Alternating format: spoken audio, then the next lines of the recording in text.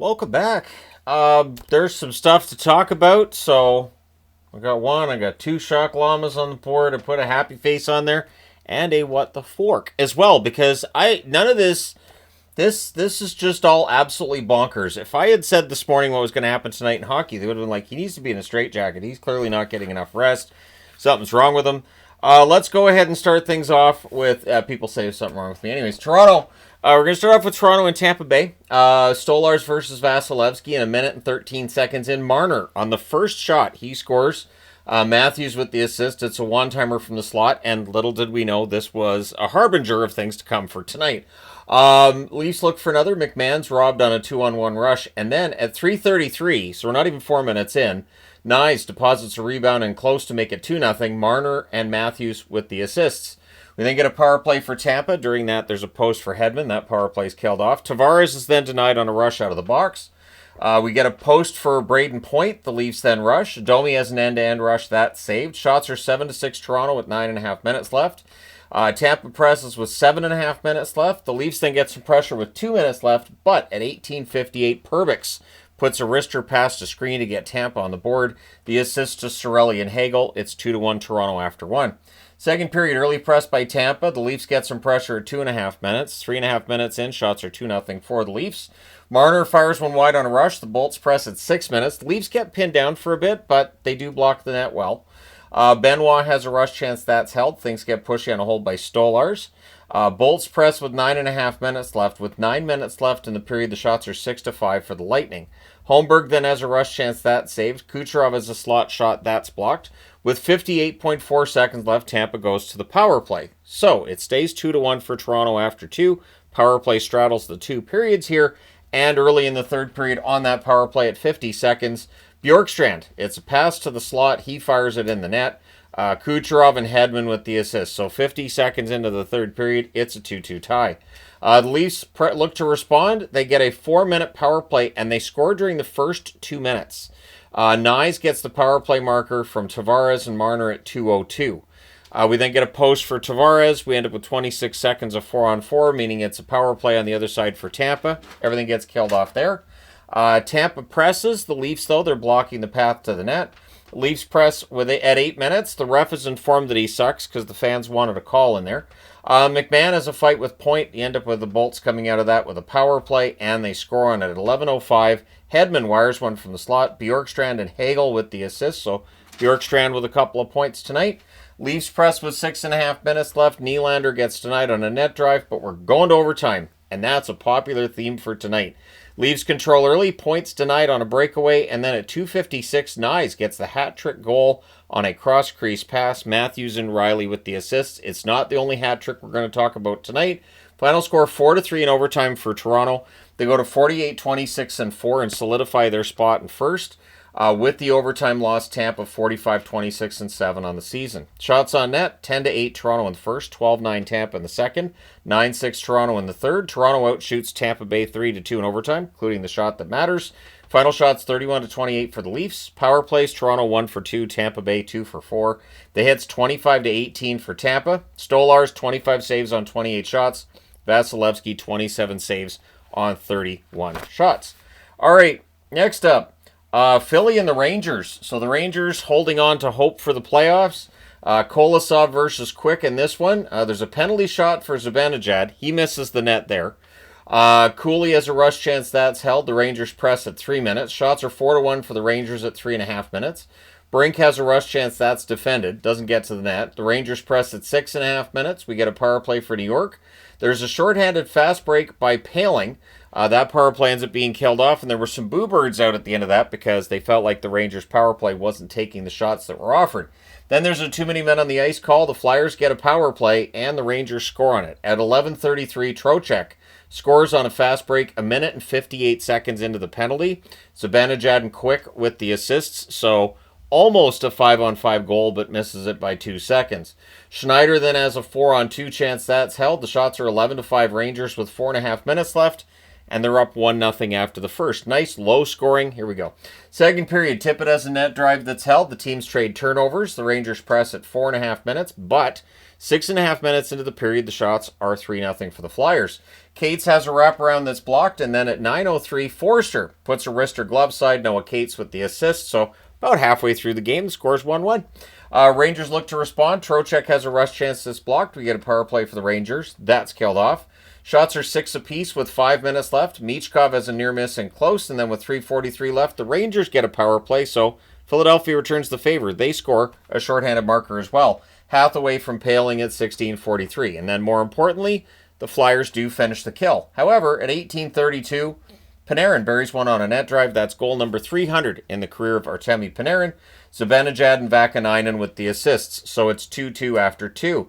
Third period, Flyers press at 2.5 minutes, and then at 3:05, Sanheim puts in his own rebound, gives the Flyers the lead. Cates and Brink with the assists. Couturier breaks up a 2-on-1. 5.5 minutes in, the shots are 7-0 Philly, and then the Rangers score in their first shot of the period. At 5:38, Brodzinski deflects one top shelf. Vakanainen and Schneider with the assists. And then at 7:01, JT Miller buries a cross-ice pass, gives the Rangers the lead.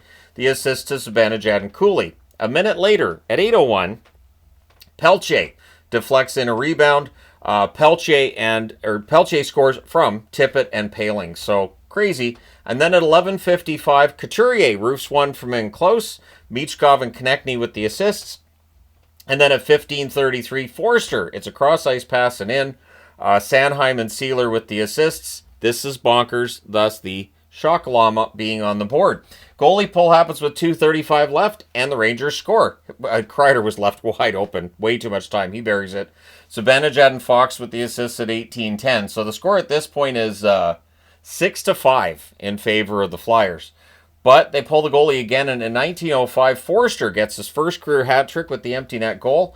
Brink and Sealer with the assists, and then they pull the goalie again. So at 19:47, Tippett hits the empty net from Couturier and Sealer. The final score is 8-5 for the Flyers.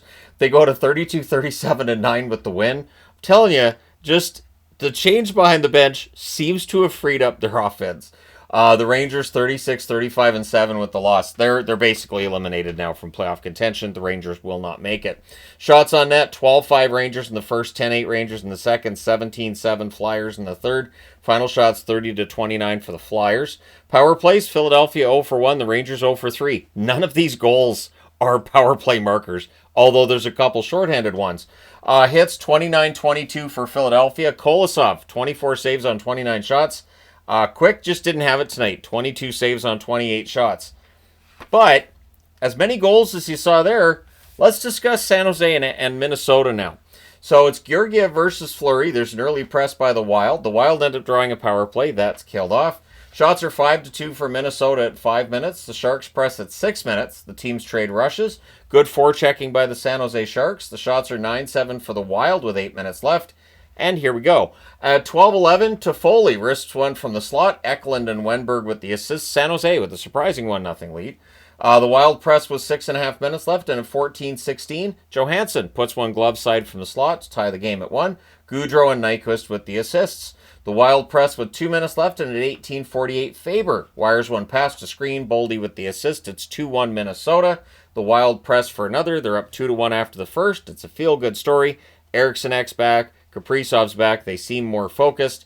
Let's go through the rest of this. Second period. Vlasic's denied from a sharp angle. It was a bit of an awkward shot, but hey, Fleury saved it. There's a near miss for Brazo. The rebound's cleared. Johansson to Gaudreau. There's a near miss at the San Jose net. The shots are 3-2 San Jose at 5 minutes. Things get pushed on hold by Georgiev. And then bonkers.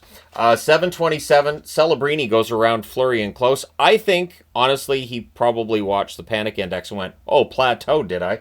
Thompson and Smith with the assists, but 20 seconds later, Eriksson X scores from Foligno, and then a little less than a minute later at 8:36, Grundstrom buries a puck that had leaked through Fleury. Lund with the assist, so lots of goals. And then at 12:26, Celebrini buries one on a pass from behind the net. Smith and Liljegren with the assists, so you just count this up. 1, 2, 3. So at that point, it's 4-3 in favor of San Jose. Things get scrummy on a hold by Fleury, so you get a 4x4. 4-on-4. I just brought a 4x4 out on the ice. Why not? What the heck? It's not that crazy. 4-on-4, and then we get a minute and 34 seconds of 4-on-3 for the Wild. Well, they score.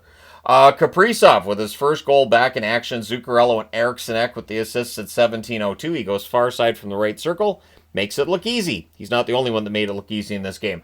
29.2 seconds left. The Wild go back to the power play, and they score on this one as well. At 19:49, it's Eriksson with Ferraro down on a shot block. He was hurt. The assists there to Rossi and Boldy. So basically, it was a 5-on-3 at that point. And so Minnesota has themselves the lead after the second period. There you go, third period. Early Wild power play, and a minute and 2 seconds in, they score on it. Eriksson from Kaprizov and Zuccarello, bearing a rebound in close. Initially, it went back and forth between Kaprizov and Boldy. I don't really care who got the assist in the end. And then at 2:05, Eriksson wires one from the slot. That's 4 goals in the game for Eriksson. So if you're like, he didn't talk about the hat trick. Yeah, he got 4 goals, more than a hat trick. That was a song from Boston, right? More than a hat trick. The assist to Boldy and Foligno. Yep, I'm old. But San Jose answers. They're down by 3, and they're like, we accept said challenge. At 4:44, Kovalenko puts one in from the inner slot. Celebrini and Thrun with the assist. And then exactly halfway through the period at 10 minutes, Celebrini gets a hat trick. He's a rookie with a hat trick. Smith and Kovalenko with the assists. And I want to say, too, that like Celebrini's had his name out there in some of the social media posts I've seen. Smith had 4 points in this game. So the goalie pull happens with 2:15 left. I'm waiting for the empty netter. And instead, at 19:08, Will Smith ties it at 7. The assist to Liljegren and Celebrini. We're going to overtime. So, the Sharks control early, but Minnesota gets the puck, and at a minute and 1 second into the overtime, Kaprizov buries one on a cross-ice pass. Zuccarello and Spurgeon with the assists. Minnesota beats San Jose 8-7 in overtime. So that's 2 80s magnets and 2 shock llamas on the board at the same time, because that's bonkers. Minnesota goes to 43, 29, and 7. It's sloppy, but it gets them closer to clinching a playoff spot. With the loss in overtime, San Jose's record 20, 47, and 11. So now they have 51 points. Shots on net, 17-10 Minnesota in the first, 15-14 Minnesota in the second, 11-7 Minnesota in the third. Minnesota had the only shot of the overtime because the goalies did not stop pucks. Shots on net, 44-31 for Minnesota, meaning the defense wasn't very good either. The power plays, San Jose never had one. Minnesota went 3 for 4. The hits, 27-24 San Jose. Georgiev, 36 saves on 44 shots. And Fleury saved 24 out of 31. So I don't think either goaltender is going to use this on their resume. But at any rate, Fleury's resume is almost complete. His career's done at the end of this season. Okay, next up. And this is where the goals settle down a bit. Although this is going to bring up league scoring, right? So Binnington versus Pickard, as St. Louis was in Edmonton against the Oilers. They lost their first game in a while against Winnipeg. They were looking for a bounce back here. Podkolzin has a net drive chance that's fired high. Arvidsson fires one wide on a rush. The shots are 1 apiece at 4 minutes. A lot of one and done. Not a lot of prolonged opportunities. No big pressures by either team at this stage. Binnington ends up punching Perry. He was justified, yes. We get a bit of a brawl. The Oilers come out of that with a power play, which St. Louis vehemently disagreed with, and Blues fans watching this video will also vehemently disagree with. Corey Perry doing Corey Perry things. I feel like ever since Skinner got hurt, that Perry's turned his game back 10 years. Not scoring-wise, but in terms of some rather chippy play. Now, during that power play, St. Louis scores. It's a shorthanded goal by Suter, a 2-on-1 rush goal. Buchnevich with the assist at 8:44. Blues then finish the kill. The shots are 5-4 for the Oilers with 3.5 minutes left. With 2:06 left, the Blues get a power play. That's killed off. It's 1-0 St. Louis after 1. Second period, a minute and 28 seconds in on a turnover. Connor Brown scores. Connor McDavid with the assist because he was back in the lineup tonight. It's a 1-1 tie. The Oilers then press for the lead. Thomas fires one high from the slot. Things get pushed in a hole by Binnington. I almost said Buchnevich. The Blues press at 5 minutes. The Oilers press at 6.5 minutes. Kairu's denied on a net drive opportunity. The shots are 5-4 for the Blues at the half. Not a lot of opportunities to that stage of the game. The Blues press with 9 minutes left. We get a post for Tyler Tucker. And then at 12:39, Podkolzin scores a rebound goal. to give the Oilers a 2-1 lead. Nurse and McDavid with the assists. The Oilers press with 5 minutes left. Nurse has a rush chance that's saved. Kulak has a slapper that's held. It's 2-1 for the Oilers after 2. Third period, 14 seconds in. Yep. This game went crazy too. Kyrou scores from Buchnevich and Thomas. The Oilers then draw a power play, or they would have, but they scored during the delayed call. At 1 minute and 40 seconds, it's Arvidsson from Kulak and Nurse, so the Oilers have their lead back. Binnington and Perry were still being chatty. They were still chirping at one another when Perry'd go by in front of the net. I honestly thought we might have seen the gloves get dropped. If this was a really lopsided game, I think Binnington might have come out and dropped the gloves with him. Shots are 5-1 for the Oilers at 3.5 minutes. There's a post for McDavid in close. Jones bumps Binnington. We get some pushing out of that. It was not intentional by Max Jones, but considering the temperature of this game, Blues are going to respond. And at 5:25, they respond with a goal. Buchnevich puts in his own rebound at the net. The assist to Kyrou and Thomas, so that ties the game at 3. Then there's a kick save on a rush chance by Connor Brown. The Oilers press with 6.5 minutes left. With 2:38 left, the Oilers go to the power play that lasts 3 seconds. I love it when referees do this. I understand. And the crowd goes nuts. I totally understand the crowd being angry. But then both of them came out of the box right after one another, and it created some chaos. The referee is informed that he sucks. But after these penalties are done, at 19:39, McDavid comes out of the box because he was the one that got the penalty 3 seconds in. And on a rush, after a rush chance for St. Louis failed to cash in, Connor Brown scores from McDavid at 19:39. This game does not go to overtime. It almost did. We almost had a bunch of overtime.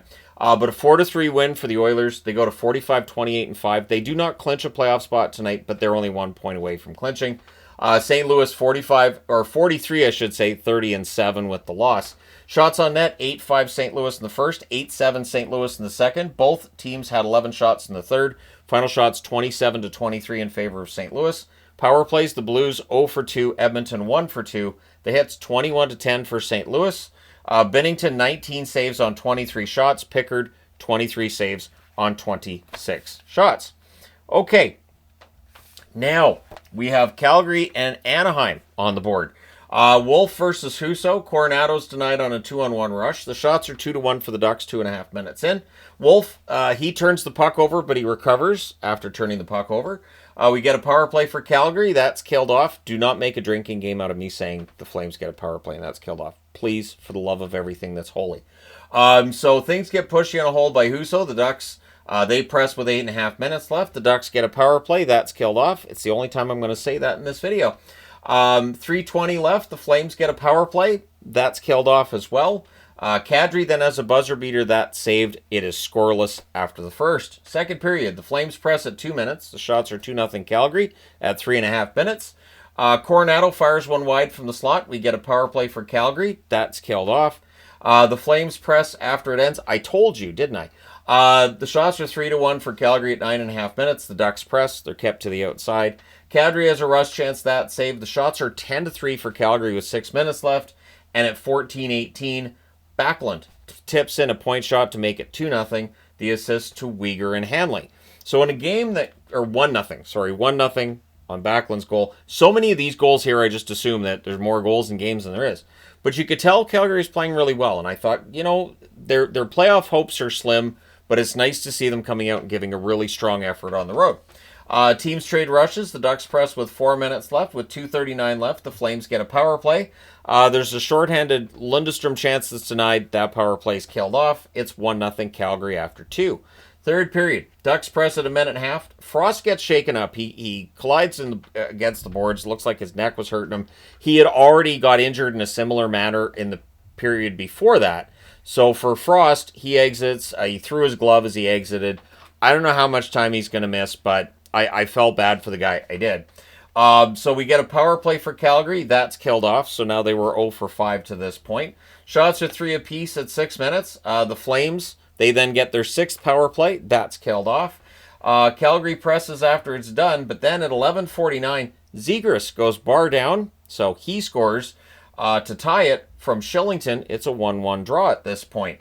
Ducks then look for the lead, but at 13:44, Sharon Govich buries one in close as the Flames are getting some pressure. The assist of Farabee and Hanley, and then at 15:18, Coronado makes it 3-1 from Backlund and Coleman. The Flames are up by 2. There's less than 5 minutes left. What could happen? Call Dallas. So at 16:03, less than a minute later, Vetrano fires one top shelf on a rush to make it a 1-goal game. The assist to Zellweger and Strome. And before you're like, well, did they pull the goalie later? No, they didn't have to. 9 seconds later, they scored again. Gauthier from Carlson and Killorn makes it 3-3. We're going to overtime. In the overtime, the Flames control early. The teams trade turnovers. And at a minute 11 seconds in, Gauthier puts one in from the slot on a rush. The assist to Carlson, so that's why the fork magnet is on the board. Good place. And it's a 4-3 overtime win for the Ducks. 3 out of the 5 games tonight go to overtime. The Ducks go to 35-35-8 with the win, with the loss. In overtime, Calgary 37, 27, and 14 on the season. Shots on net, Calgary favored the whole way through except overtime. 13-7 in the first, 11-5 in the second, 15-10 in the third. In the overtime, the one shot belongs to Anaheim. It's all they needed. Final shots, 39-23 for Calgary. Power plays, Calgary 0 for 6, Anaheim 0 for 1. The hits, 16-8 for Anaheim. Wolf, tough night for him, 19 saves on 23 shots. Husso, 36 saves on 39 shots. Pretty good night for Ville Husso as the season winds down for the Ducks. So a lot to talk about in tonight's games, way longer than normally a 5-game review would be, but there was just so much that happened. So let me know your thoughts in the comments section below as always. Don't forget to hit like and subscribe in the event you may not have done so already. Thank you guys so much for watching, for all your support. I will talk to you again soon.